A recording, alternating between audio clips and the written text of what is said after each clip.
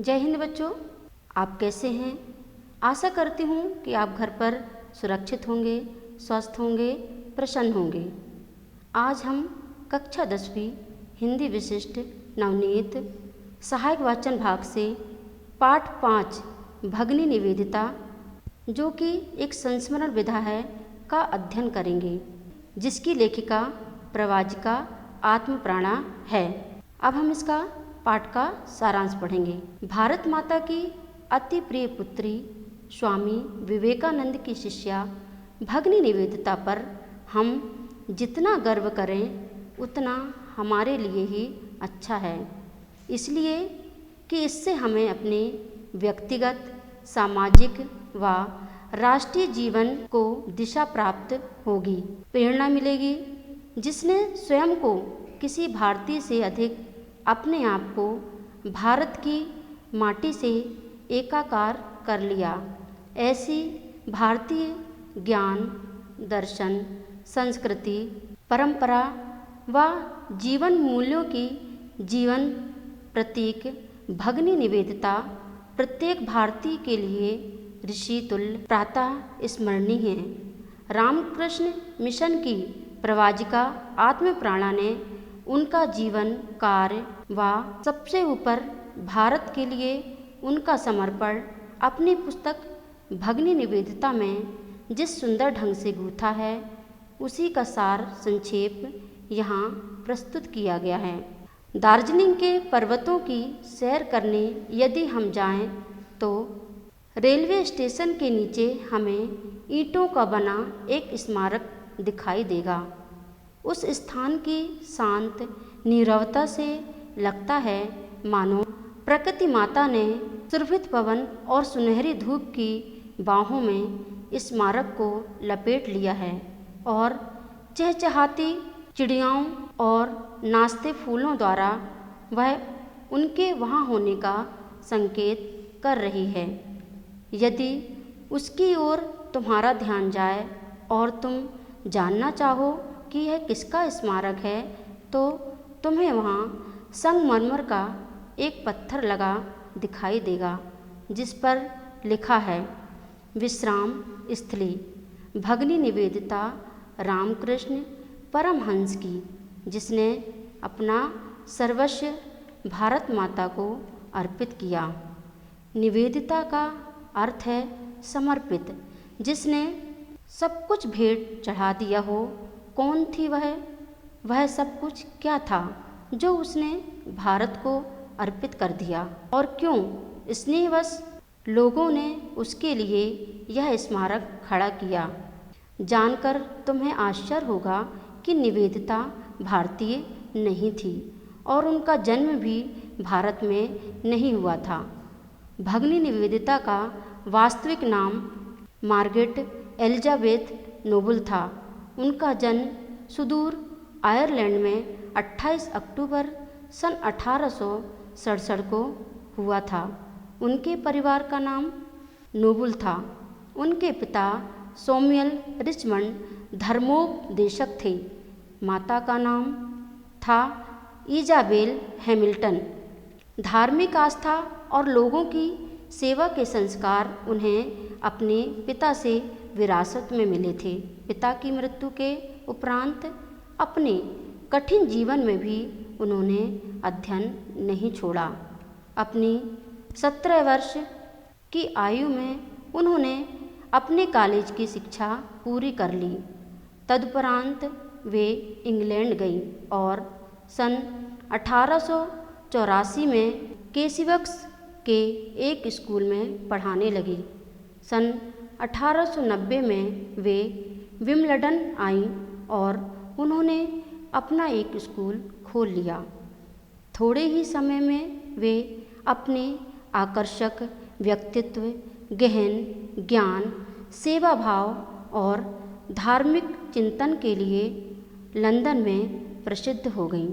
वे अपना अधिकांश समय अध्ययन, मनन और सत्य की खोज में लगाती थीं, और तभी एक घटना घटी जो उनके जीवन को एक सर्वथा नया मोड़ देने वाली थी। एक योगी का लंदन में आगमन हुआ। वह एक सन्यासी था। उसका नाम था स्वामी विवेकानंद।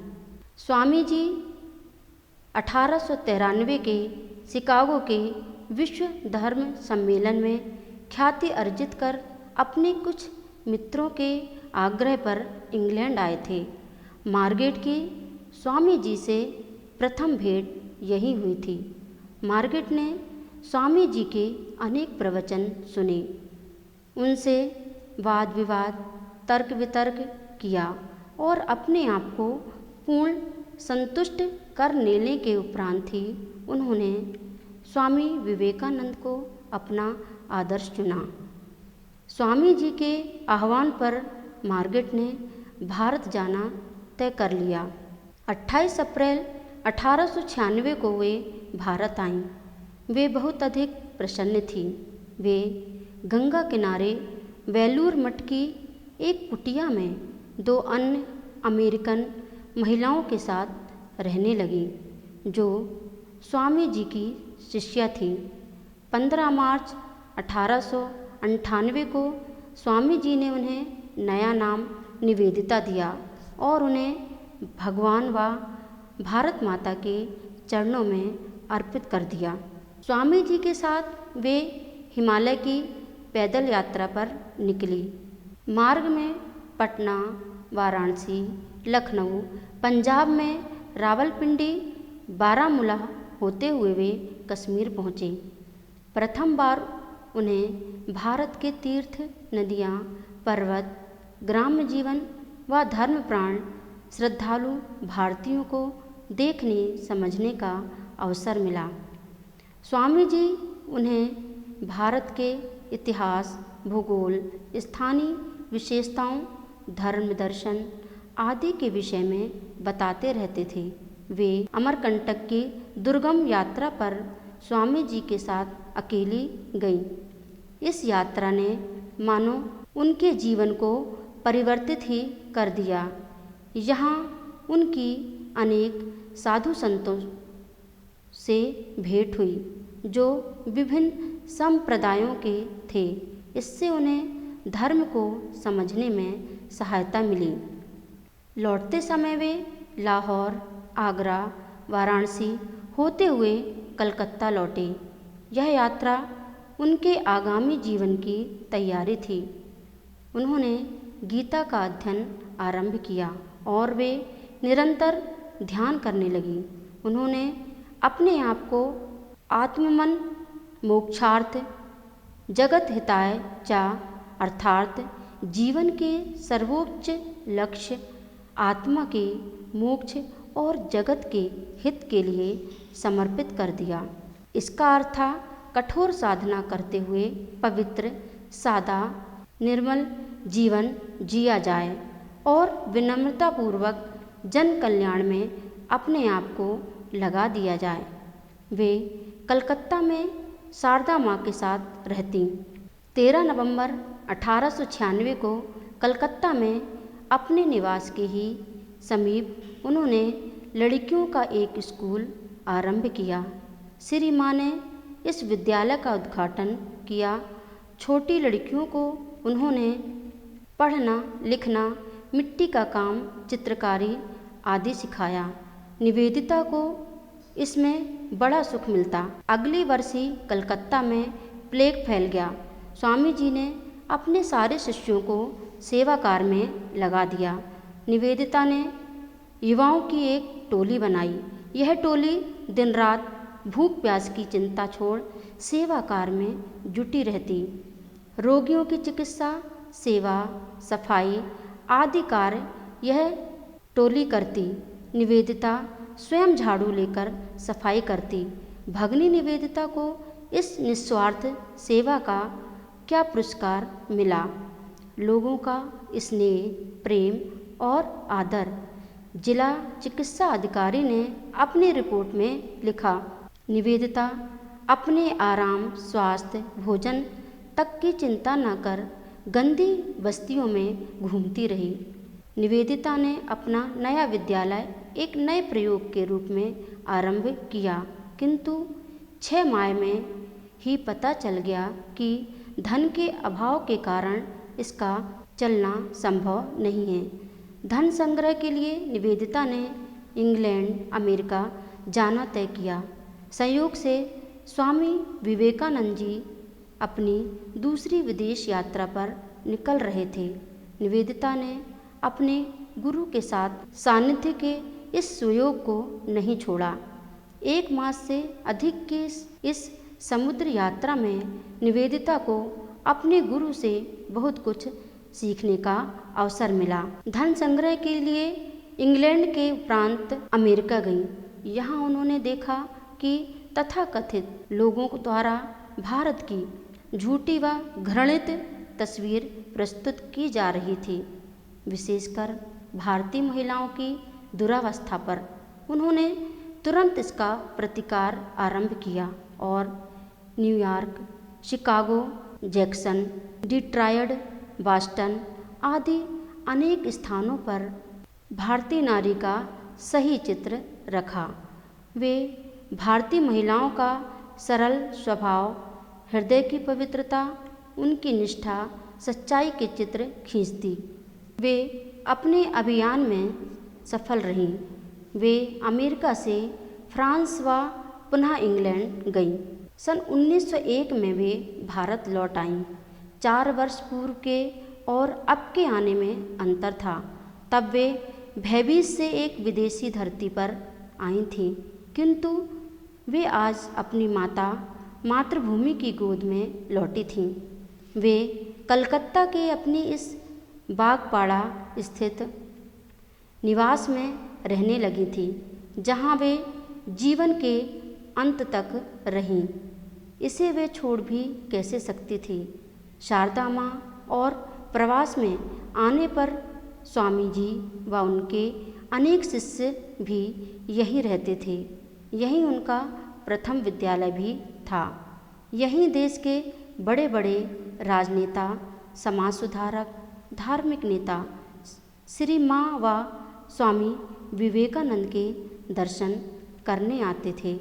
प्रारंभ में विद्यालय में कोई अपनी बालिका को नहीं भेजता था, किंतु धीरे धीरे निवेदिता का सरल व सेवाभावी व्यक्तित्व प्रभावी हुआ और विद्यालय बढ़ने लगा।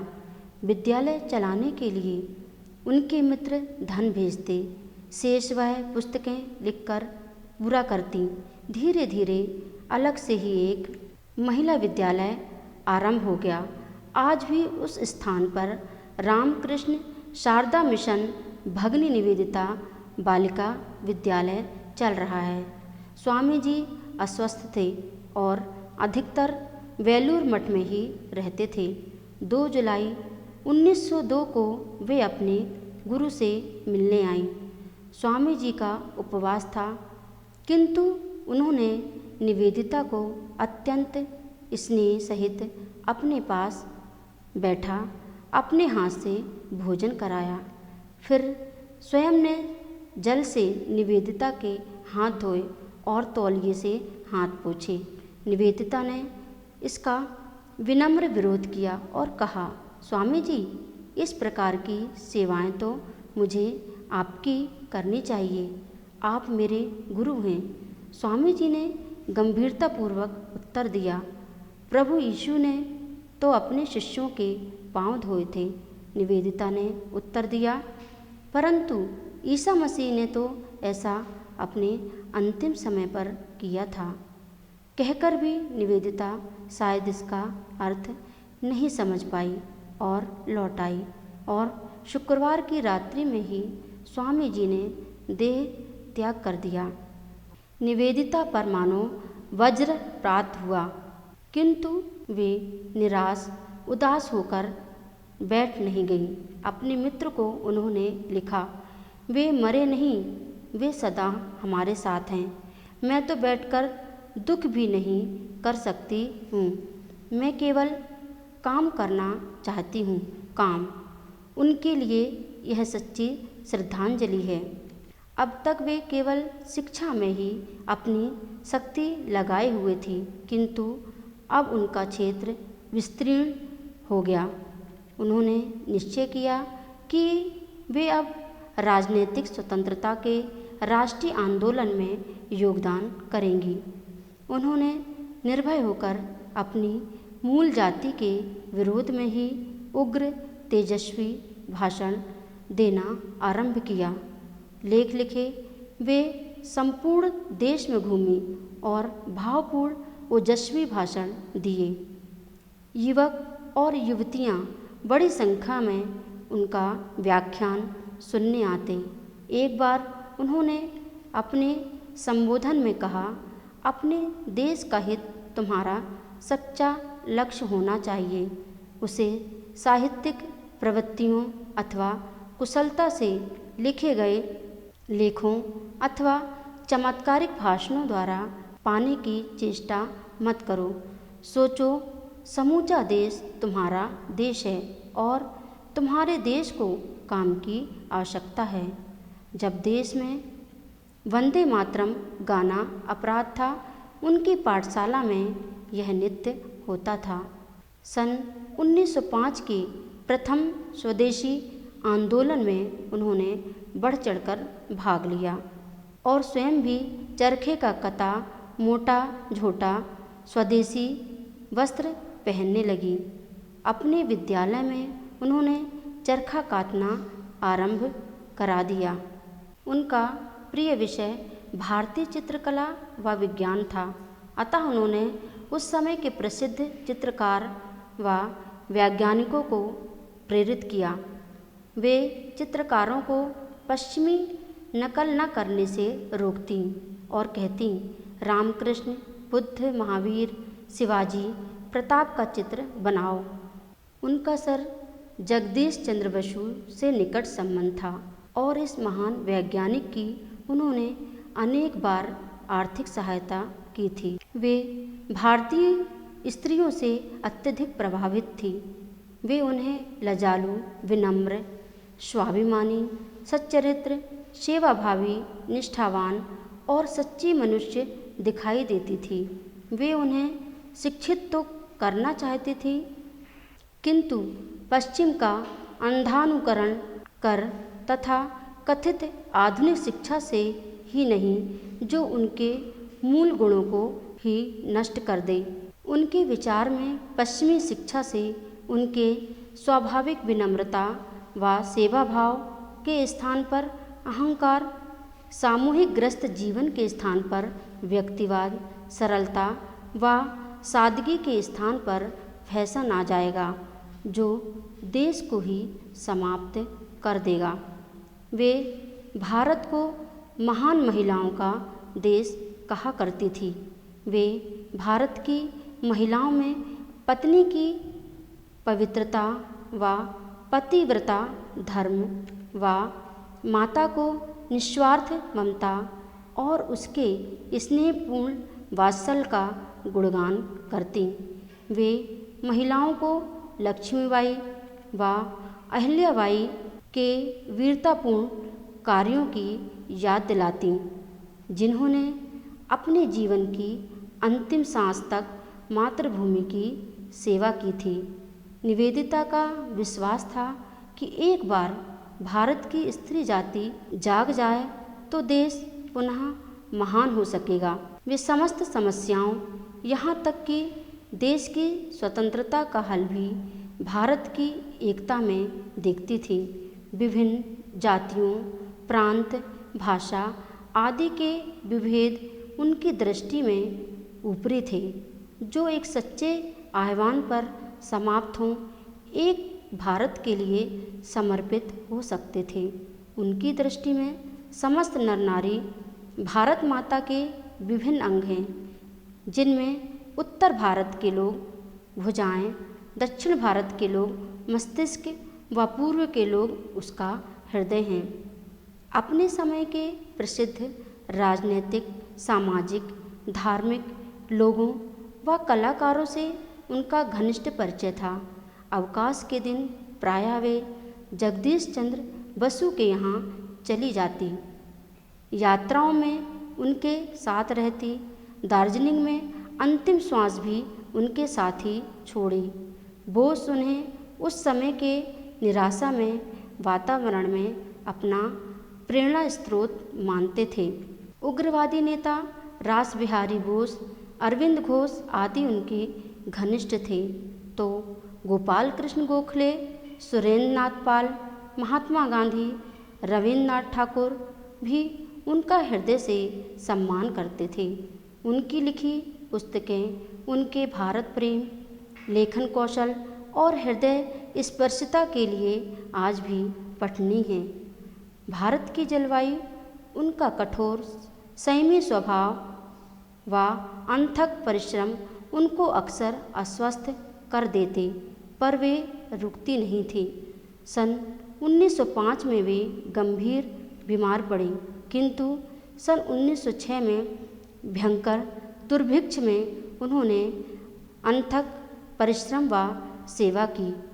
वे भयंकर प्रकार के मलेरिया से ग्रस्त हो गईं, किंतु उन्होंने धैर्य नहीं छोड़ा, परंतु वे पूर्ववत कभी स्वस्थ नहीं हो पाईं। सन 1911 में बोस परिवार के साथ दार्जिलिंग गई और 13 अक्टूबर को प्रातः भारत माता की इस महान पुत्री ने उपनिषदों के इस रुद्र स्तवन का निरंतर पाठ करते हुए अपने प्राण छोड़े। अस्तो मां सद्गमे, यानी असत्य से सत्य की ओर जाना चाहिए। तमसो मां ज्योतिर्गमय, अंधकार से प्रकाश की ओर। मृत्योर्मा अमृतम गमय, मृत्यु से मोक्ष की ओर। ठीक है बच्चों, अब ये कक्षा यहीं समाप्त होती है। अब हम अगली कक्षा में फिर मिलेंगे। आप घर में सुरक्षित रहें, स्वस्थ रहें, प्रसन्न रहें। जय हिंद।